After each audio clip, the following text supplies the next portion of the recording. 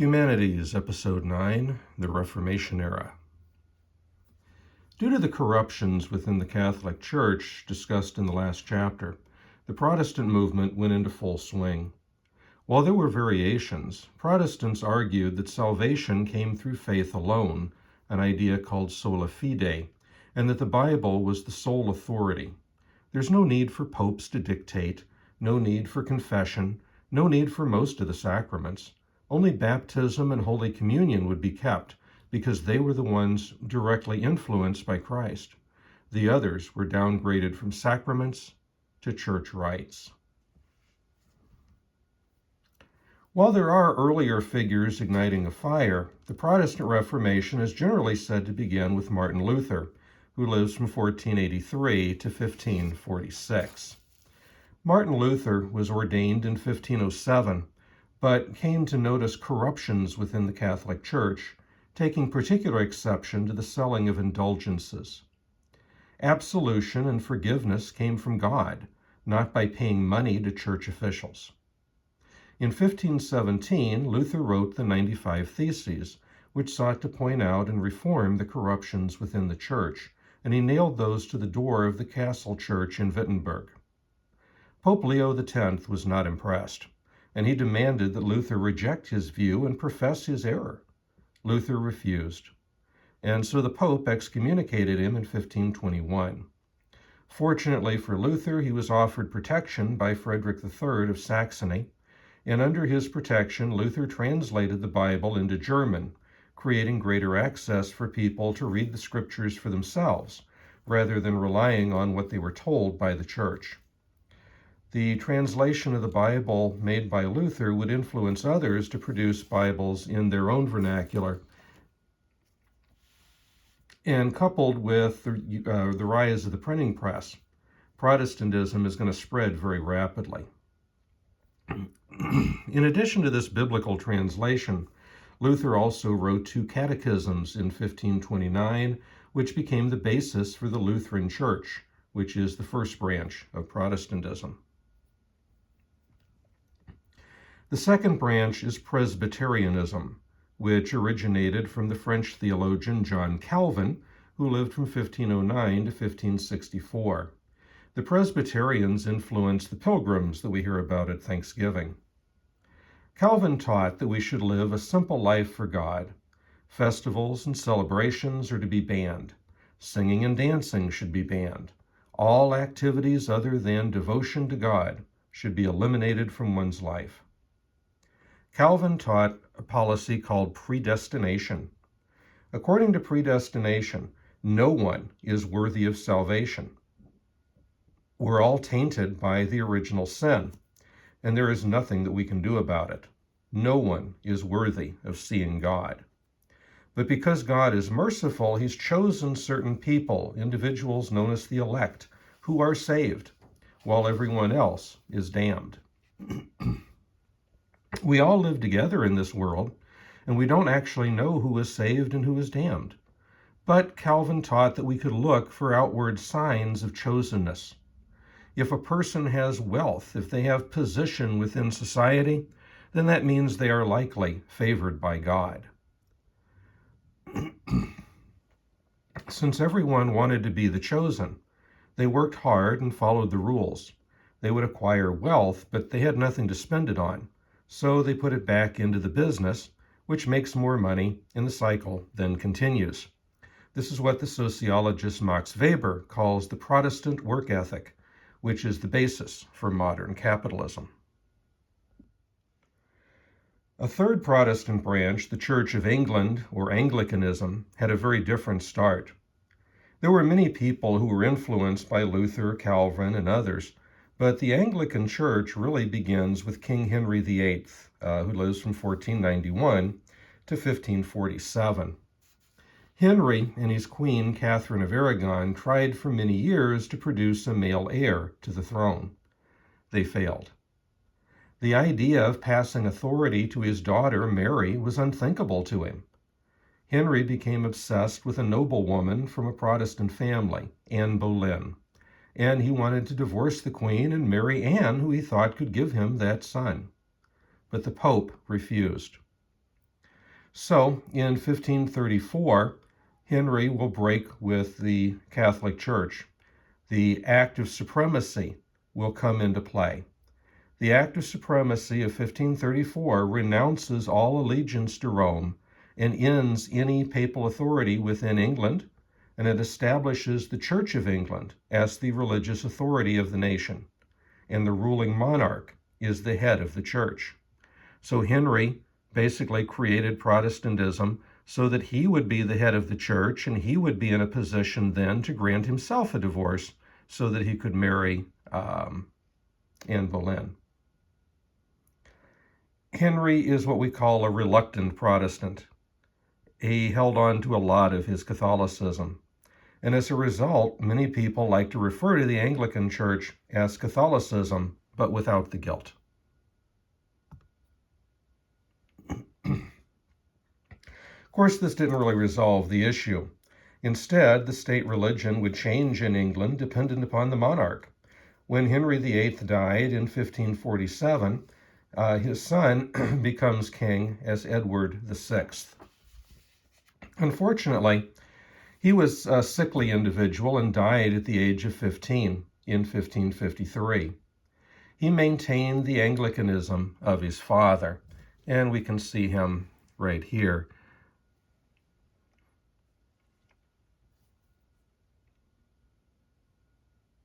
So a crisis arises when Edward dies because the next person in line was Henry VIII's daughter, Mary, who we see here. Mary was a staunch Catholic like her mother, Catherine of Aragon. So an attempt was made to circumvent her and place Lady Jane Grey on the throne, which is the young lady right here. Lady Jane Grey was a Protestant. Jane was placed upon the throne, but she only ruled for 9 days before Mary came and took control by force of arms. Queen Mary I rules from 1553 to 1558, and she fought to bring England back to Catholicism. She very heavily persecuted anyone who refused to accept the Catholic faith, and she held firm to these views. Because of this, a lot of people began to refer to her as Bloody Mary because of the violent persecution and uprising against the Protestants. Now, when Mary dies, her half-sister Elizabeth is going to become queen, and she has a very long rule. She will rule until 1603. So during her 45 years on the throne, Catholicism will be repressed, and the Anglican Church will fully take root. England, after Elizabeth, will essentially be a Protestant nation.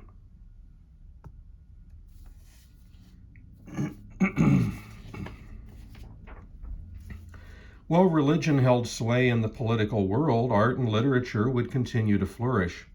As with the Italian Renaissance, the Northern Renaissance will largely promote religious themes, although there'll be some new innovations along the way. The first writer for us to consider here is Desiderius Erasmus, 1466 to 1536, who was a Catholic priest who found great interest in reviving the past. However, unlike Petrarch, who looked to the classics, Erasmus turned to early Christian writings. He made a new Latin translation of the Bible based upon the Greek. He also wrote works of his own. Arguably, the best known of Erasmus's works is called The Praise of Folly.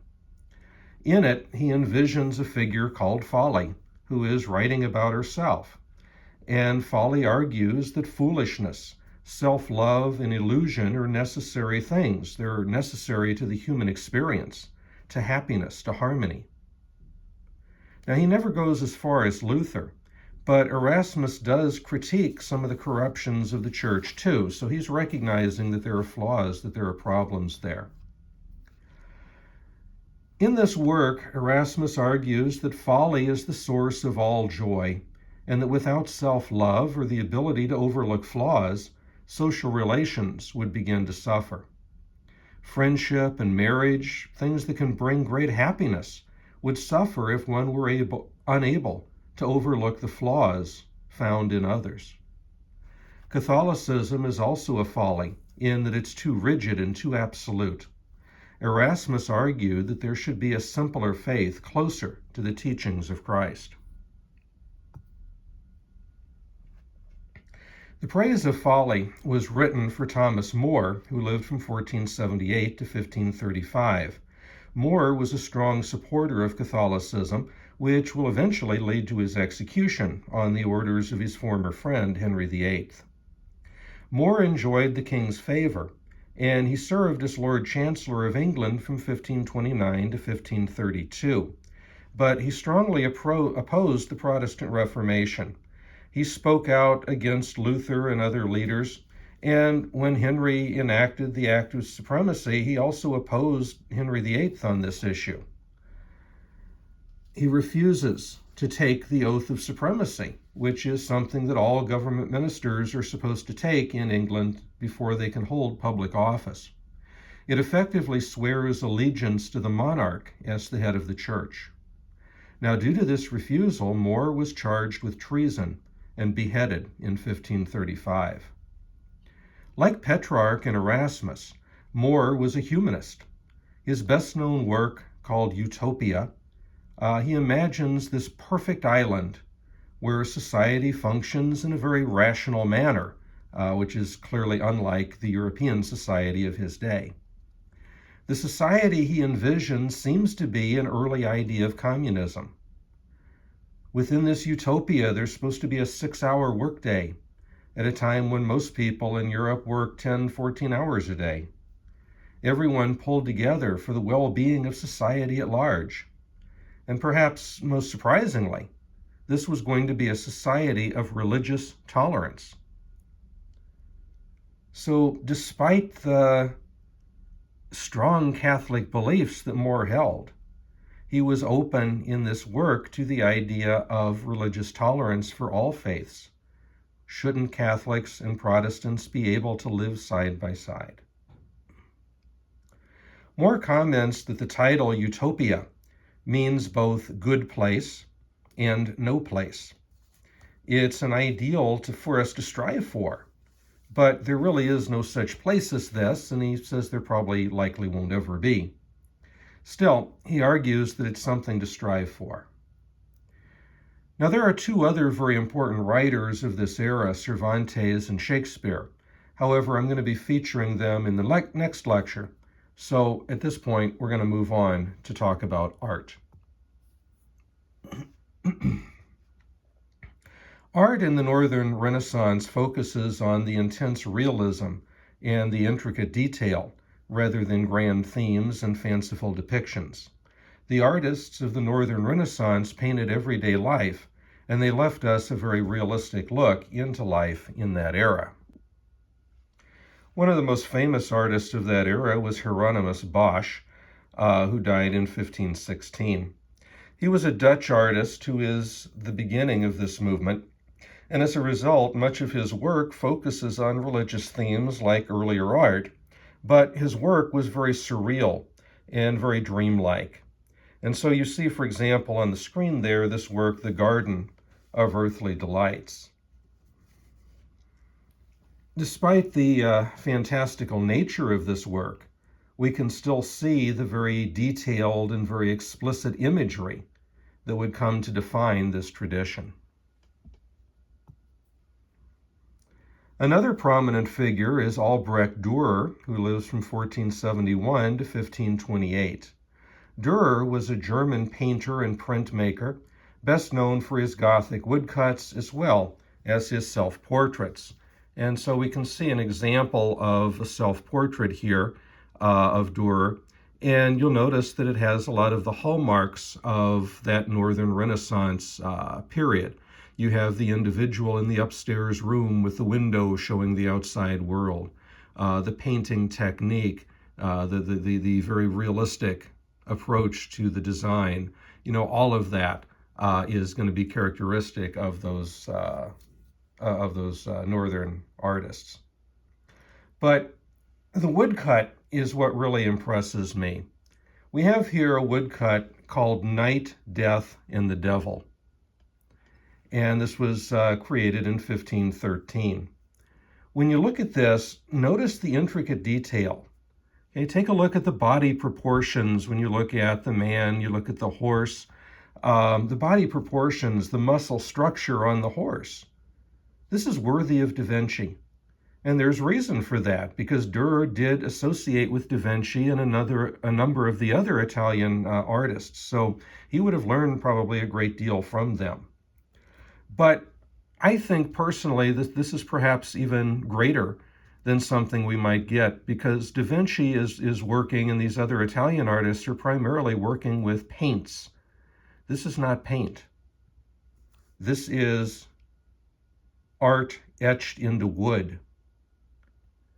And so imagine the process of being able to have to etch each of these little individual parts, and then that woodcut can be inked and used to create prints, such as the one that you're looking at here. And I think that's a much more difficult task, personally. Finally, let's take a look at Hans Holbein the Younger, who lives from 1497 to 1543. Hans Holbein was a German artist who revolutionized portrait painting. His father, Hans Holbein the Elder, was a painter in the Gothic school. But the Younger largely made his career in England. Holbein came to England in 1526 with a letter of recommendation from Erasmus to Thomas More. And Thomas More welcomed him into his circle. And we see the image of Thomas More right here, which was painted by Hans Holbein. His reputation is going to grow as an artist. And in 1532, Queen Anne and Thomas Cromwell will become patrons of his work. A couple years later, in 1535, he will become the official artist of Henry VIII.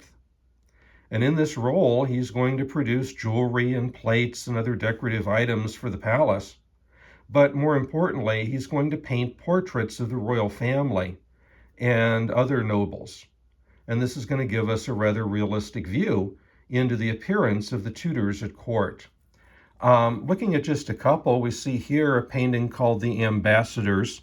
And so we can start to get an image here of what court life might have looked like at the time, right? We have the wealthy noble looking individual here with the furs and fancy clothes.